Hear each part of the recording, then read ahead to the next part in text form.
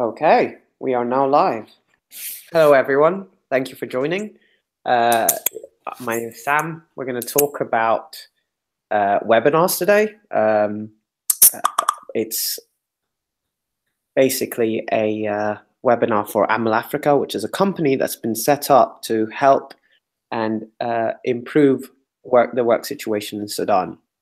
To start off with, we've decided to give out these free webinars because we've had over 900 applications for our bootcamp, and we can't help everyone. So hopefully these free webinars will get you an idea of what web development is like and start your career basically as a software developer.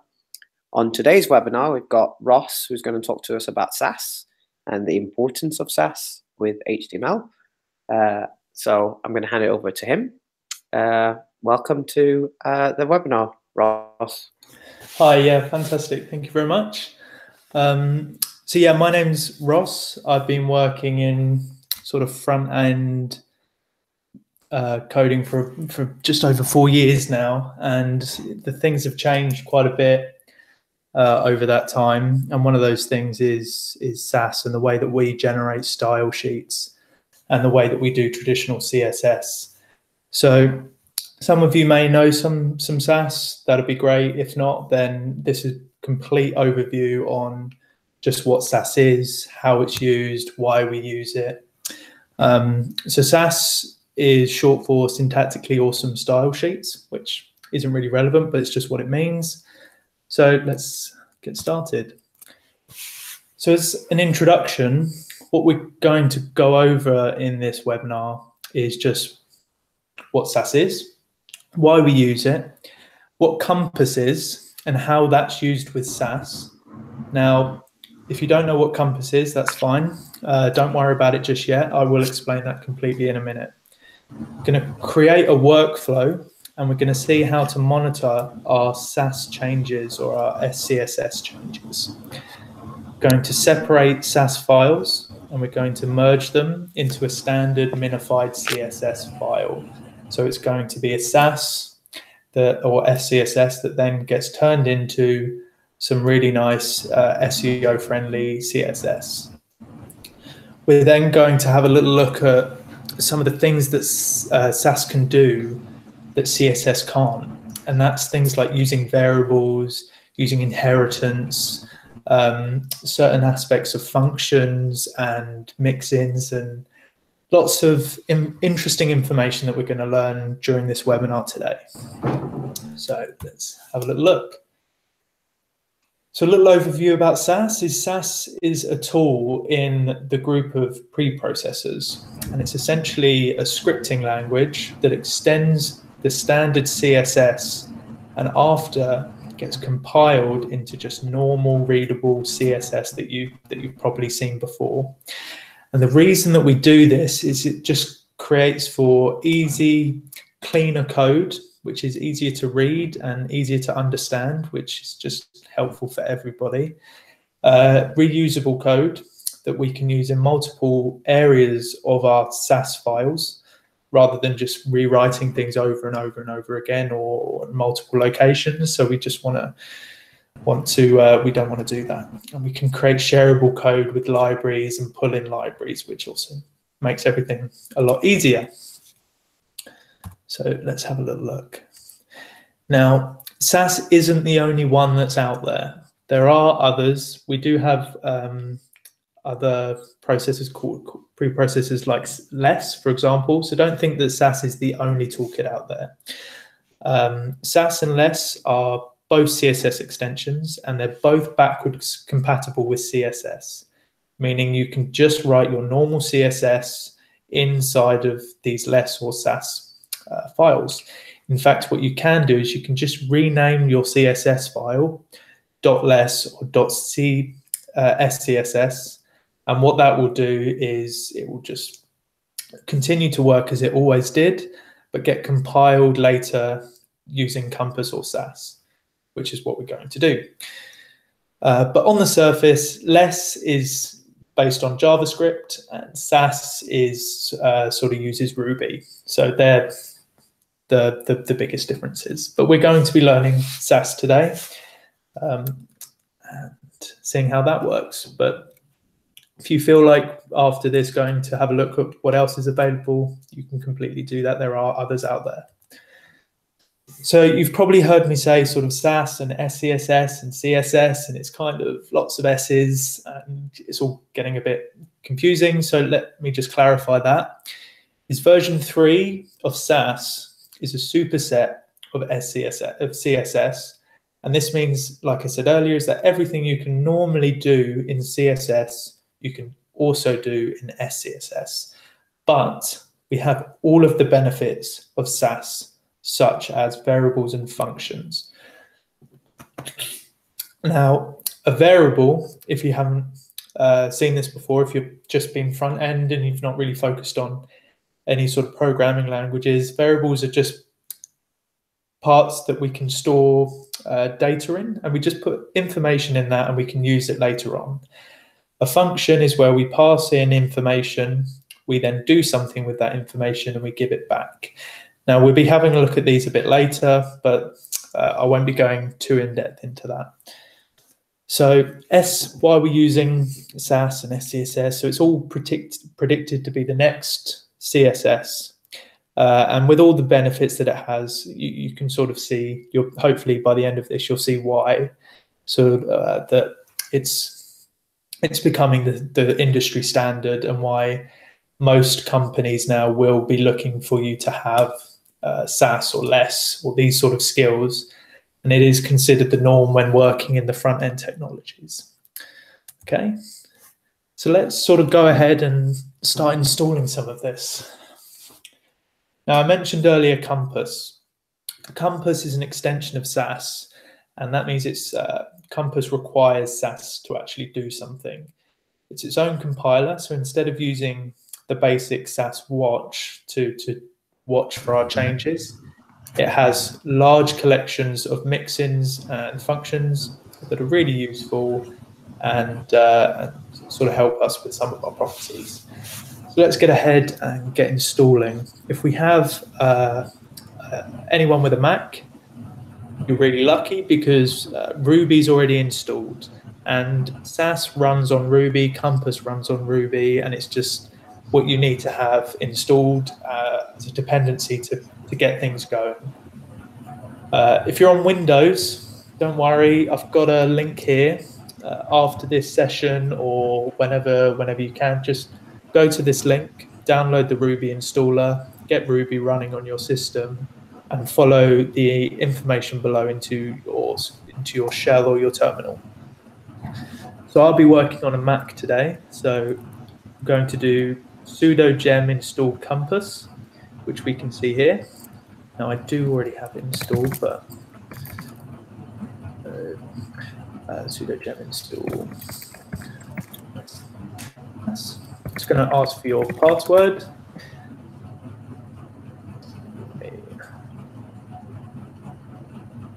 Permission error, which is fine.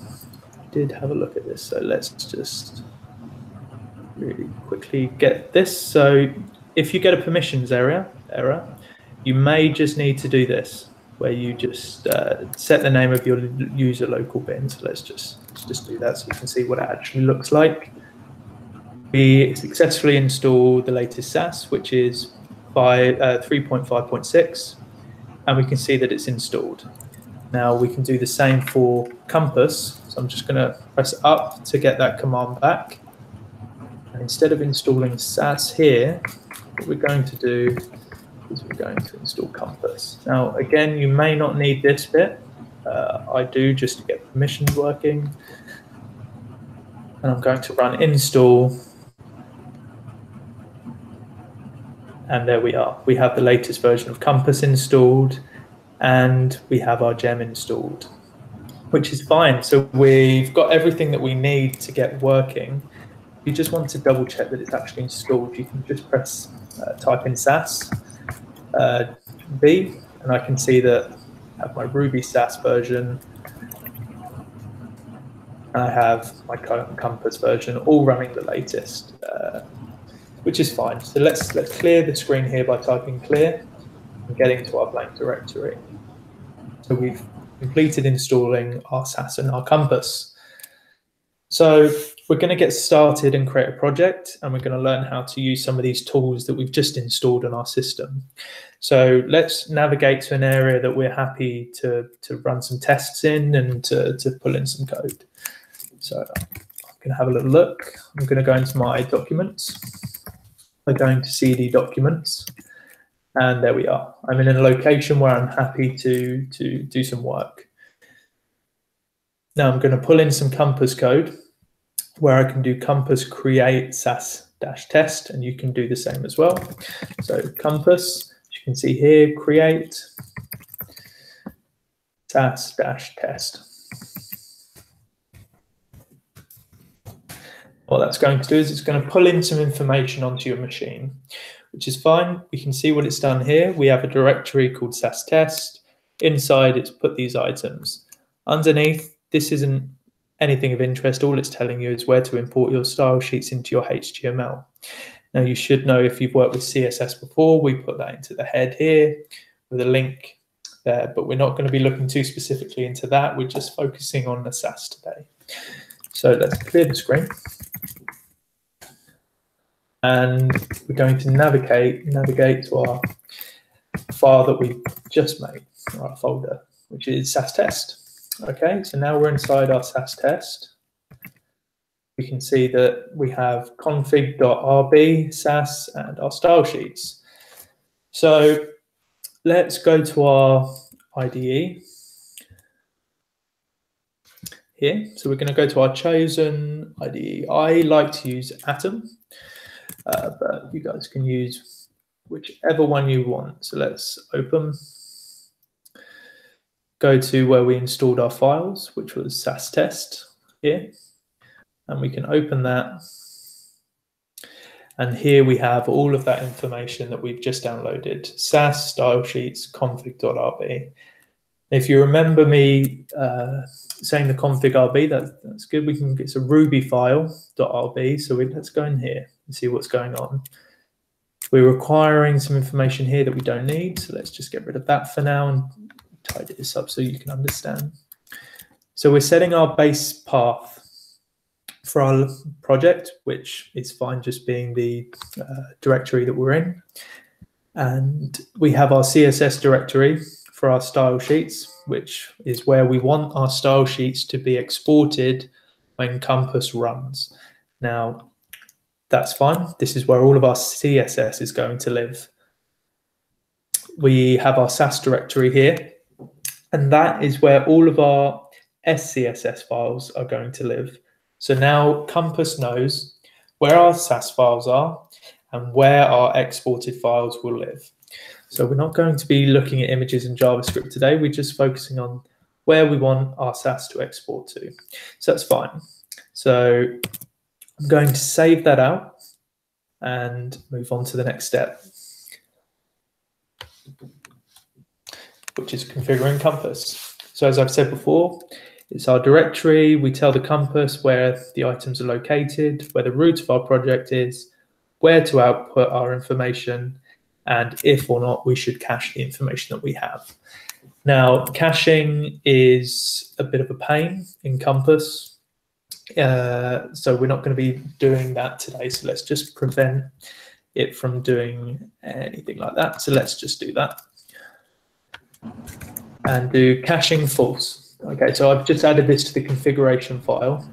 I'm going to save that, and this will prevent a cache folder appearing just above here, which can be a bit of a nightmare when you're using Git to control your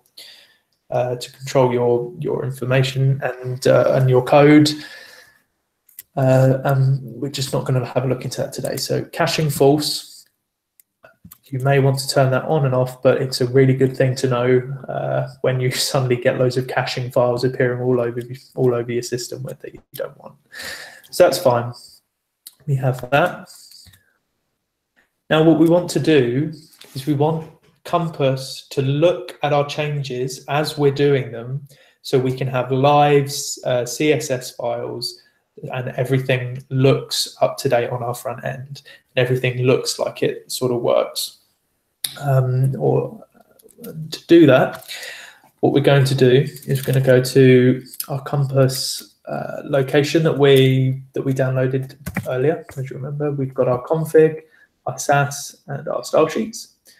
And what you're looking for is, if you're in a bigger project, you're going to be looking for this config.rb file here. That tells you that you're in the right place and you're okay to start and press Compass. Compass watch. And what that's going to do is it's going to have a look at your Compass, your config file, and it's going to run the settings that we've told it to do in there. And it can see that I've modified the config file, it's cleaned the style sheets, it's deleted these ones, and it's recreated them again here. So it's kind of just always on now, it's always watching, and that's why we don't have our new line open. It's just ready and waiting. So let's do a few things. Let's clean, for example, let's go to our print file. Let's just say, create a little bit of CSS and just say something like that. Okay, so we just said that we want the width of text to be 10 pixels. Some basic CSS, which is fine, but let's see what's been happening behind the scenes as I've typed in this code.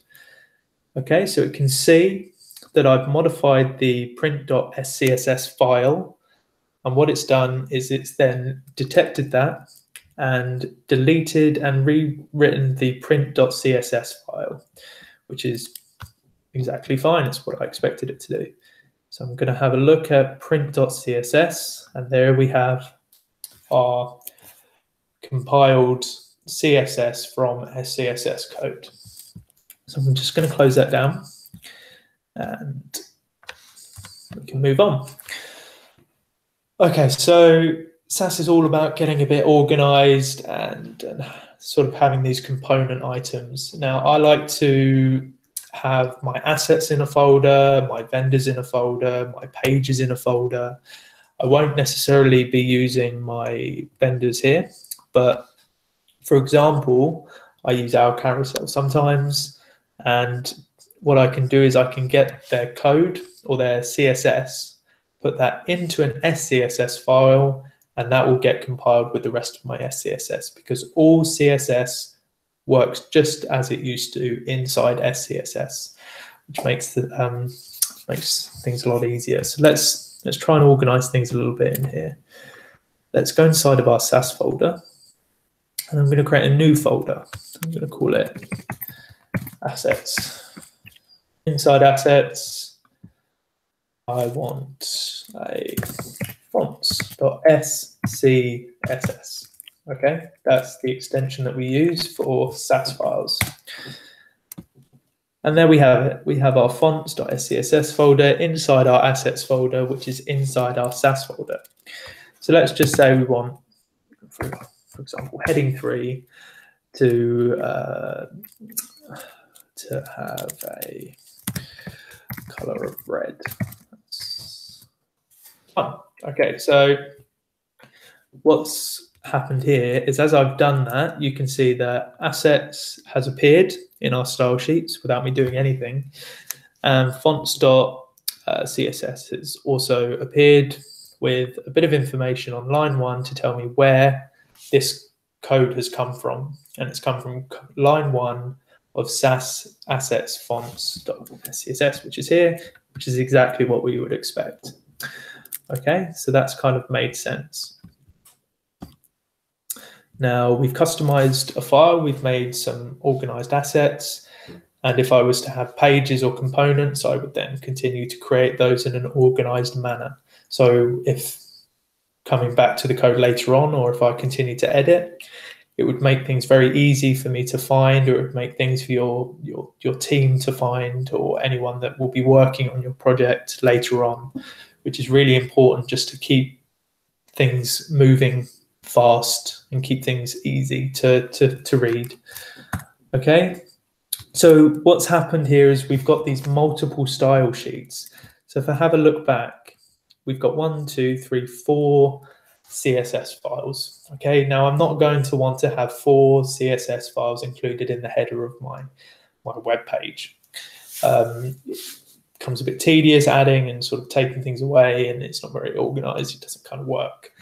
But it also is not very organized or good for SEO or page speed to include all those style sheets on a page. It just has to make multiple requests. Google will punish you for it. Like, we just want to get things compiled, so we're going to focus on that.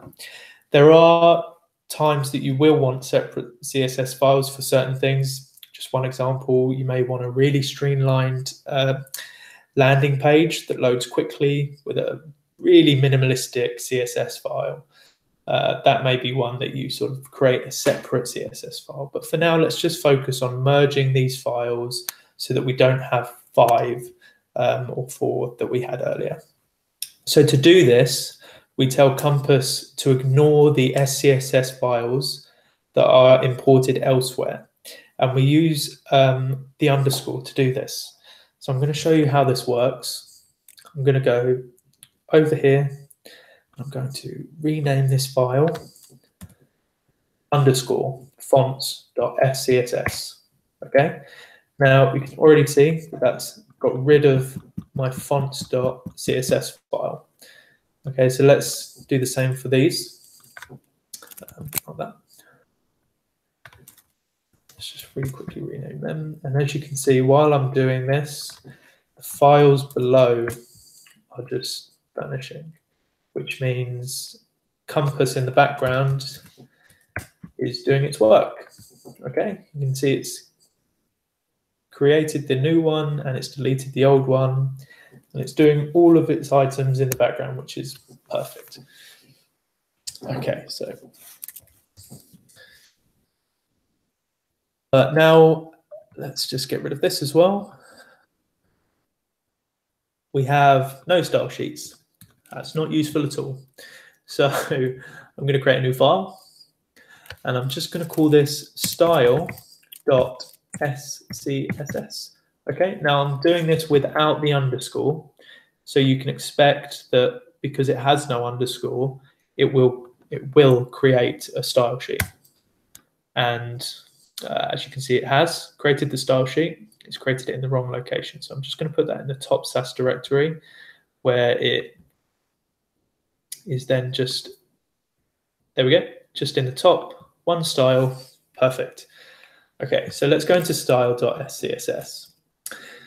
And what we're going to want to do is we're just going to want to import the items from the other SCSS files. So we get one nice compressed configured style sheet. So let's do import print.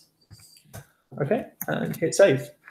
Now, what that's now done is it's taken screen from here. I don't need to say screen.scss or underscore screen or anything like this. All I need to do is I just, Compass knows already, because we've said this folder, and it knows that it's going to have an underscore and it's going to probably have SCSS at the end. So we just need to say print.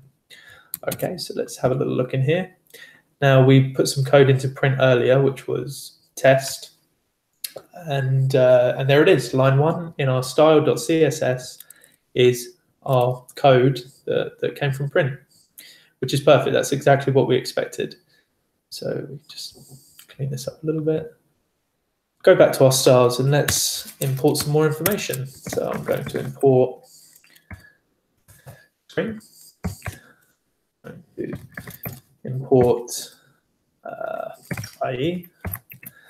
And I'm going to hit save, and I'm going to see the rest of that information all starting to all come in and come together within that one style sheet. Now, IE, print, and screen. Screen is importing a default reset style, which for now, just for ease of use, I'm not going to use. So I'm just going to close that off, go back to my style, and I can see that things are a little easier for everyone to read now. Okay, so what we would want to do then is import our fonts. Now, I know it would seem that if we don't need to put SCSS, it should also know where fonts is, which it doesn't. If I hit save, we're going to get this. Okay, so we've got an error. It's failed to import, or it's unreadable and it can't locate it. Okay, and we can see it's on line 4 of style.scss, and there it is. We know it's the fonts file, and it will show the same information if I go back to our command line. Let's have a little look here. Same information relayed within our style sheet. Okay, so we wouldn't want to use this because it wouldn't work. All of our front end would break and it would all look quite ugly. So we've said our root directory is up here. So it's looking inside our Sass file, which we then need to say it's also in assets fonts. Okay, there we go. There's our font, which is from line 1 from that, and it's the color red. Fantastic. So let's have a little look. We are going to optimize this. So we've got all of our code, it's all coming together into one style sheet and it's all kind of working. So let's have a look at how we can make this possibly load faster on users' devices, and we're going to need to minify or compress this style sheet. And this is very important for front-end optimization, for SEO, for page speeds, for keeping everything working and happy. I'm not going to go much into optimization for now, but just know that it's incredibly important when working in your front end and when working in styles, and just having all of that information at the back of your mind constantly, that things should be designed to run fast and to work well. Okay, so let's go back to our config file. There we are, where we can see here we have output style. I'm going to uncomment this out. Just command / on Mac, or just get rid of this, delete that. And there we go. We have output style equals expanded, nested, compact, compressed. So let's save that and go to our style, and we can see nothing's really happened. Now I can sort of bring in some of these compact, hit save, nothing's happening. Okay, now when I change the config of Compass, it won't detect that because it only looks for the change of the config file when it first runs Compass. So to do this, we need to stop Compass from looking. So it's Control Z on a Mac. I'm just going to clear this so that you can see okay. I'm just going to run the same Compass watch again. Okay, so that's going to detect the modified config file this time, and it's going to write the style sheet in a slightly different way because we've told it to export it in a compact manner. Okay, so let's have a look at what's happened this time. There we are. So we don't have all of our code on separate lines anymore. It's a much more compact manner, but we still have things like line 1 on the fonts file, and it's still not compressed enough. So what we're going to do is we're going to put compressed like that. Output style equals compressed. I'm going to hit save. Once again, nothing's going to happen because it's already watching. Let's stop it watching again. Let's clear. Let's just run Compass watch again and look at what we have. There we are. Now that is a lot less code. That's much more friendly for somebody to download and run onto their computer. It will load quicker, which is great. But this is easy for us to do. Just remember that we do it in our config.rb file, and we do compressed. Okay, so that's good. What we can do now is have a look at using some of these variables and some of these functions and some of these ideas that Sass has. So we've looked at ways that it can organize. We've looked at ways that it can be compressed and sort of combined. But let's have a look at some of the other things that Sass can do within the code itself. So let's pop over to one of these files. So let's go to print. Okay, we can see test that we've got at the top there. So let's just go above that. Okay, so let's start with something like a variable. Now, a variable is always started with a $sign like this, and let's just call it my amazing font. Okay, let's call it Helvetica. Do some serif or something along these lines. Okay, so we have our variable here, and we're telling it that it needs to store this bit of information inside that variable. And we can do this for other things. It's not just fonts. We can just say a really, really useful tool or purpose for variables is storing colors. Colors are used multiple times all over the place when creating a website, when creating anything. You're going to have a color set, or you're going to be given a color set that you need to use, and you can just define those all at the top here. And then when we have a header later on, and we can just say that the background color is, oh, what was that color? What was that color? You have to go back, you have to find it. You find it. We don't need to do that because we have our primary color, which we already know because it's set in the variable and it's easy to remember and it's easy to call back on. So that's going to create a really nice set of colors. Now, I would advise that colors are stored as an asset. So we have fonts and we can also have colors. Okay, I'm going to be keeping things contained into this one file for reference and for ease of use so that you can see, but you would organize all of your variables into that.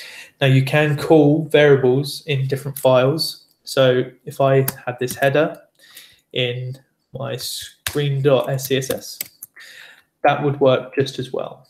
Okay, so let's go to print and have a little look at what's happening here when we go to our style file.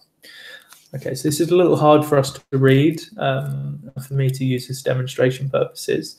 So let's just go back to how we had it before and just get rid of this. We don't hear that right now because this is for demonstration purposes. So let's rewatch Compass. Get it to rewrite our style file. Come back, and there we are. This is a little easier for me to show you what's going on.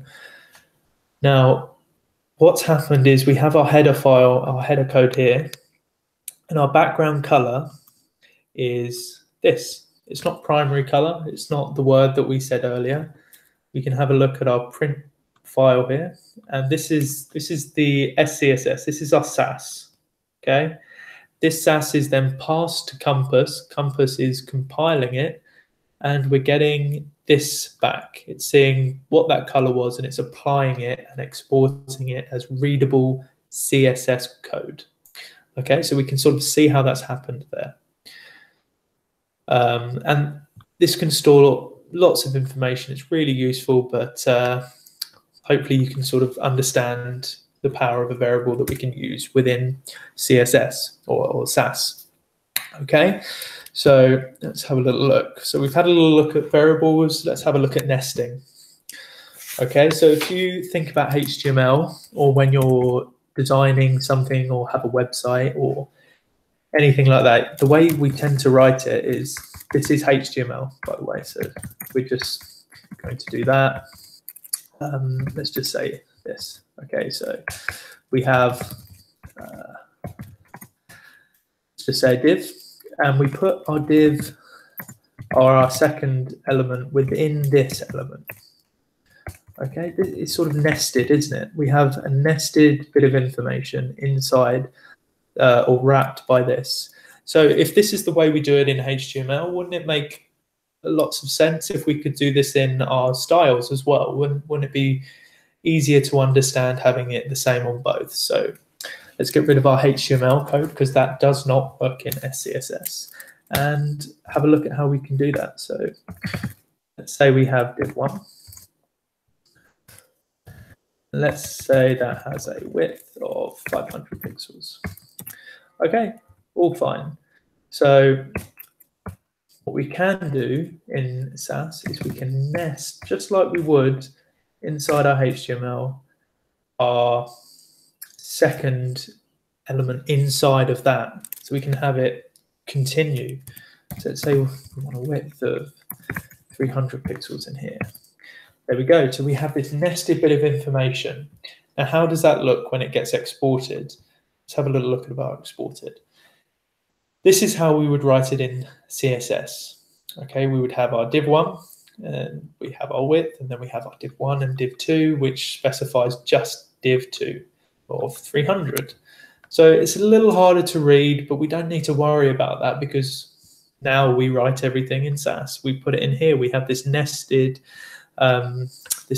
way of working, which makes a lot more sense because it matches what we do in our HTML as well. It's not limited to 2. We could also continue and sort of say div3. And say we have a width then of 200 pixels. Okay, then we sort of get this nice little nested structure, come over here, and it's done the work for us. And it looks nice and how it should work. Okay, so that's sort of how nesting works, and hopefully that should make targeting specific areas of your code and your styling to be a lot easier. So let's move on to the next part. Okay, so we have the sort of extend and inheritance. Now, the way we use extend is we create a bit of style code, and we're able to reuse that bit of style code in other elements of our styling. So let me show you an example. I'm going to start with a percentage sign. And I'm going to say, let's just call it test. I'm going to open this up. Okay, now this is how we do, this is how we start an extend block. And let's just put some information in here. Let's just say,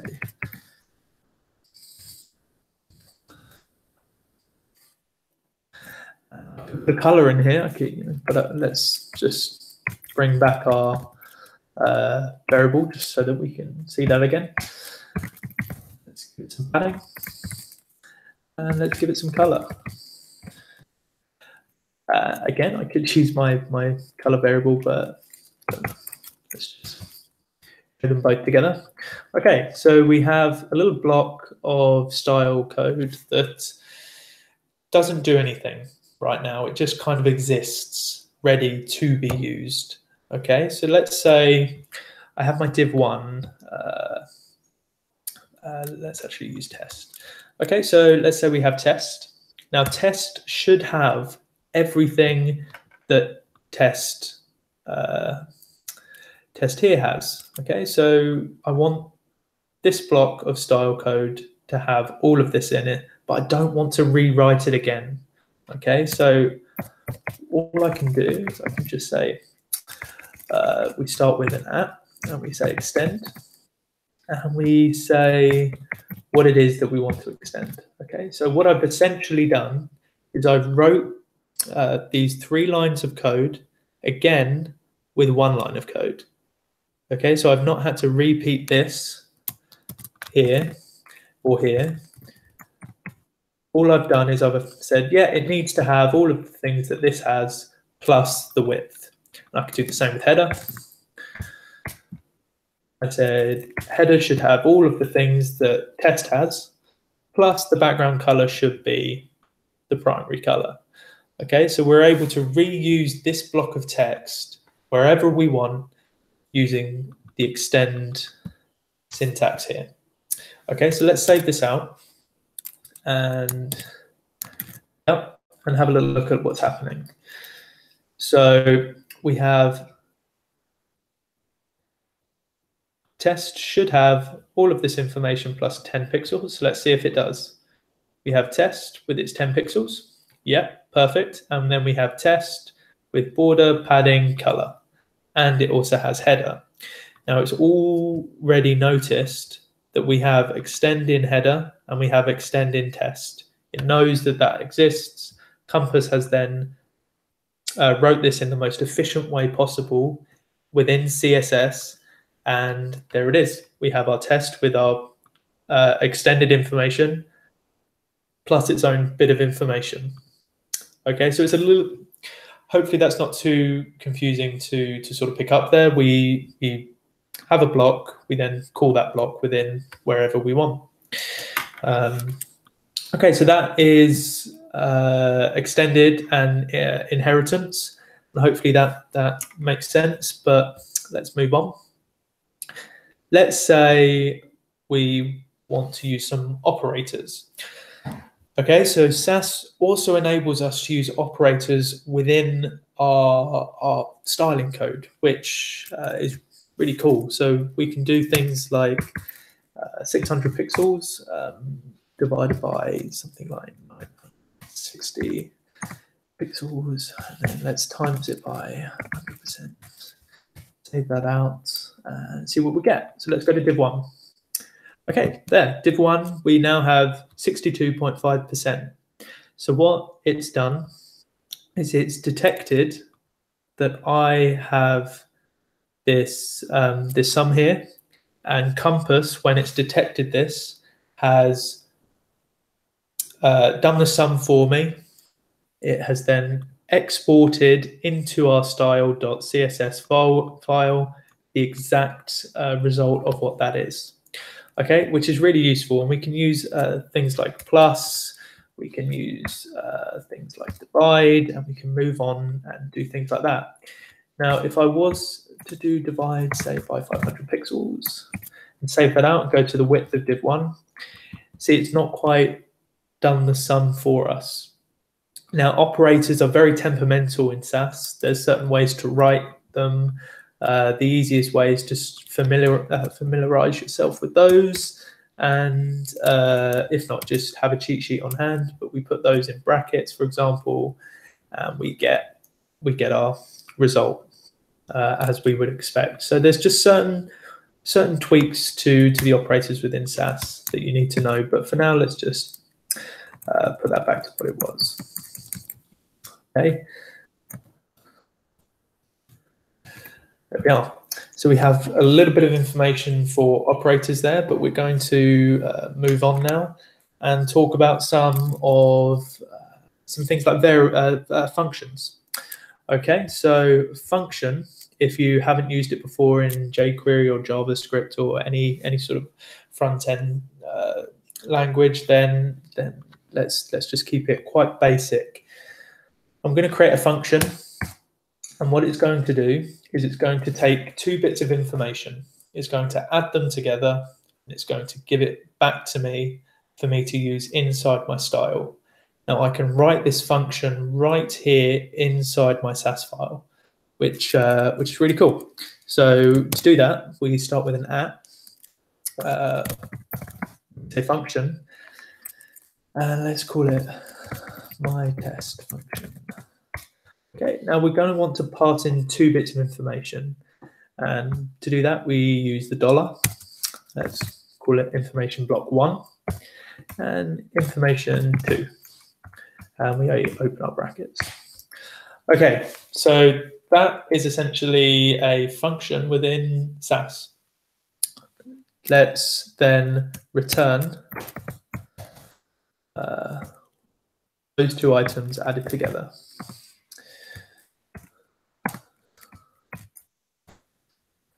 There we are, and let's push it up to the top, which is fine. So there we are. We have the function that has two bits of information that adds it together and returns it. So let's say, for example, that we want to use this function. We want this to be used somewhere. Let's use it. So let's go to the padding of.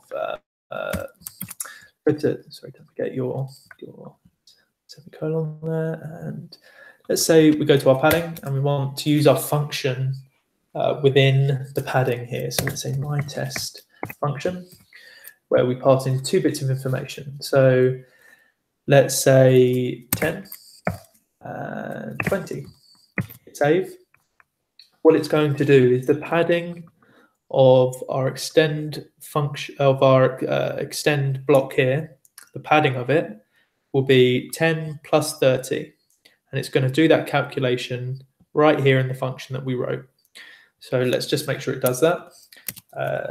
We use extend test within test, and we use it within header. So we should expect a padding within the header to be 30. Okay, so let's have a look and see if that's done that.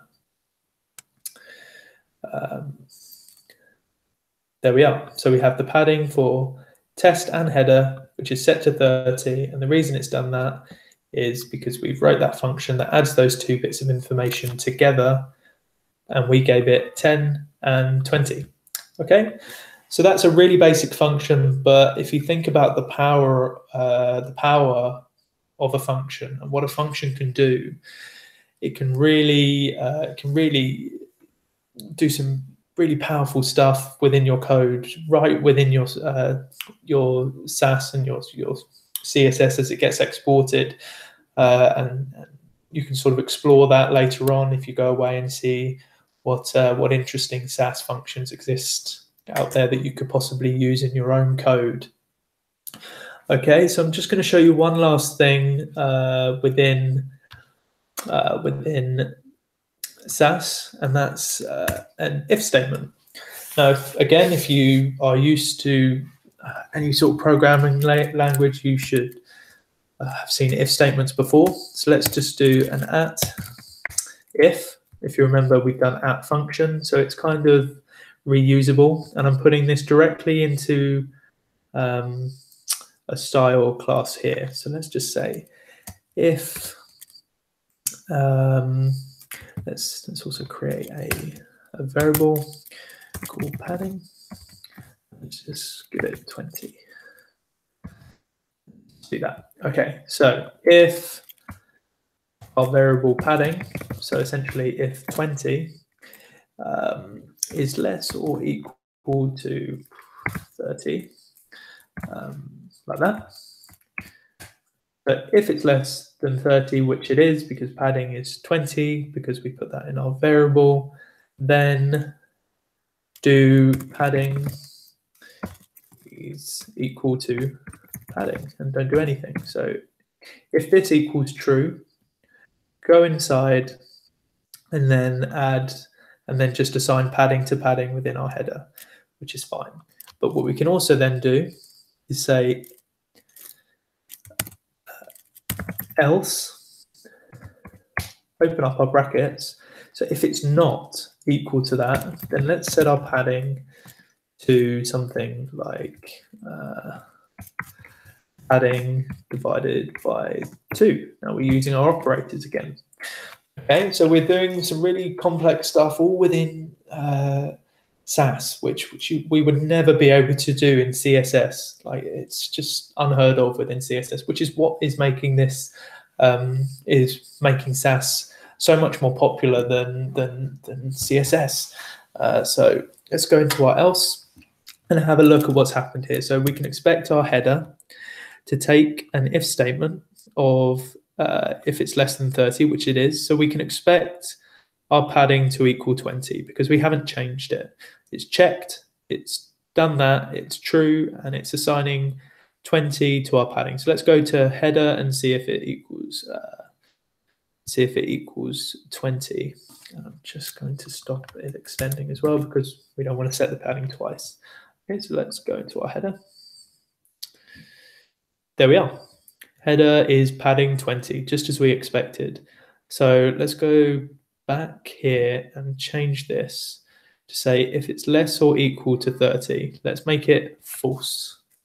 Okay, so now it's above 30. It's not equal and it's not below, it's above, which means we're going to go to our else statement here, which is going to do padding divided by 2. Okay, now our padding is 40. So once again, we can expect it to be 20. But let's change it so that it's not 20 again. There we go. So it's going to do 50 divided by 2. And let's see what we get within our exported styles. There we go. We got our expected 25. And it's run that calculation for us. And it's done some advanced stuff. It's run an if statement. It's done checked, if it's true, if it's false, and it's compiled the one that we want it to. And once again, that can be used to do so many different things. You can have a look at so many examples over the internet of how that could be used and why that could be used. But it's really powerful. It's really interesting as well. It's really leveling up your styling skill set and the things that you can do within your styles without having to use bloated JavaScript or extra jQuery, all these other things. You could just do it straight away. So let's have a look at what's happened in our terminal. It's detected all of my saves and all of my changes, and all of my information. We can see that we did get an error when I put something out of line. So let's just create another error, which was that, which I had earlier, which I forgot after my function. So let's save that, and that should give me an error where it won't detect this, which won't be used there. So let's just do that, and also let's break that as well. There we go. So we have an error on line 9. So we want to find out where this error is so that we can fix it. Errors are just as important as in any other language. When we have a problem, it's not immediately obvious. If you can see, it's not directly obvious. If I had this like this, and I didn't know, and I sort of moved on really quickly, I wouldn't really know, and I'd go to my style. It's not working. It looks terrible. So we can just really quickly error check that. Line 9 of print. Line 9. Oh yeah, of course. I forgot. There we are. Now everything's exported correctly, and everything looks absolutely fine. Now let's just really quickly press just to refresh you about that. Stop it watching. Run Compass. Go back. And we have our really nice exported code that's using functions, variables, if statements, extending and inheritance, and nesting, and all of those really interesting things that we can do in Sass. Okay, so we come back to here, and I really hope that you've learned a lot today, and you've learned about the power of Sass and the things you can do and how useful this could possibly be in your future projects. And there are so many resources out there that can help you with this and sort of take you a lot further in your learning. And I really recommend you do that. If you've used CSS before and you're looking at Sass for the first time today, then you're probably thinking, you know, that this is much better than CSS, and you really want to move on and get involved in this. Then I really do recommend that you have a look at some of the resources here. Cheat sheets are always great. They're just really quick referral bits if you've forgotten how an operator works or how a function syntax looks, because you could go straight back and, you know, you could write function and it not work, and you wonder why it's not working, and it's because you forgot the @ symbol. Okay, so just have a look at the cheat sheets to remind yourself of the syntax when it's not working or if it's not working, and just have a little look at some guides on the Sass website itself, on YouTube or anywhere, or just ask me. In the future, you can contact me on my Twitter or on my website or at my company. But it's been an absolute pleasure talking to you today, and I really hope that you go ahead and use Sass in the future. Thank you. Thank you. That's really useful, Ross. It was really good. Got a few questions for you. Okay, cool. Couple. The first one, I think, is from a developer who is just using HTML, CSS, and Bootstrap. Yeah. When you're building a brochure website, would you, or something extremely simple, would you go ahead and build it with Sass, or would you just reuse the Bootstrap that's available for free? So I see what you're saying is that if you're using Bootstrap, which is kind of already has so many different styles for you already, why would you continue to add more with Sass? So you always want to customize a little bit more than Bootstrap anyway, just to make things a little bit more custom, and otherwise everything looks a little bit samey. Which in my opinion, you know, working in front end, I think everything should look a little different and a little bit unique to the developer that's making it, or the company that's trying to portray a message. And even if that's just one file with just a couple of changes, would I use Sass as well to do that? The answer is I probably would, just because it gives me the extra power that if I want to do it, but it also just reinforces the syntax for me. It just makes me continue to learn it, and it just keeps me pushing, and I just kind of don't need to worry about the CSS anymore because I just use Sass. And the more you can use it is the better you're going to get at it. So if you can leave CSS behind and just move forward with Sass, you're going to find it a lot easier for the more projects that you do. Okay. We have that kind of follows on really nicely to the next question, which is sure. As someone who has been working mostly in back-end technology, how do I keep in track? I think they mean how do I keep track with the latest HTML front-end technologies? How do you, I guess, keep track with the latest? So the developer is working in back-end a lot, I think. And he's possibly not learning about things like Sass or like or like less, or he's just kind of not seeing it on the internet because you're not following the right things, or you're not kind of involved with the right communities. Now, I could just tell you that, you know, you should be keeping up to date with this information if it's relevant to you. But to be honest, there's the way I do it is I follow the communities on Twitter. I follow the communities online, and I find people that I find interesting within. I don't just follow anyone.